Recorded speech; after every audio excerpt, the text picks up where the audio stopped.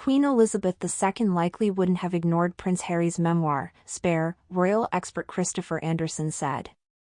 Nothing could rattle the Queen, apparently, the author of The King, The Life of King Charles III exclusively told Us Weekly on Wednesday, January 11th. Keep calm and carry on.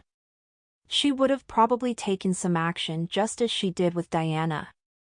Princess Diana's tell-all interview with Panorama in November 1995 was believed to be her own decision at the time. It wasn't learned she was persuaded to give the interview after seeing forged documents until more than 20 years later.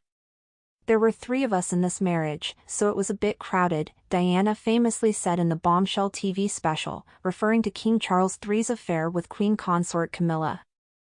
The following month, the Queen encouraged the duo to divorce after 3 years of separation, despite the then Princess of Wales saying she had no desire to end her marriage.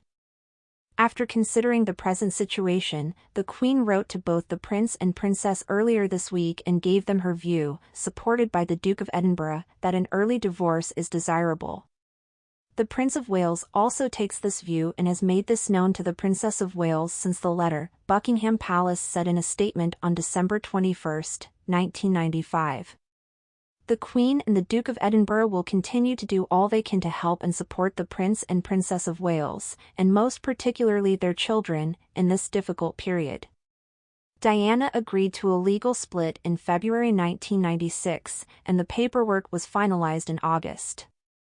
She died 1 year after the divorce in a Paris car crash.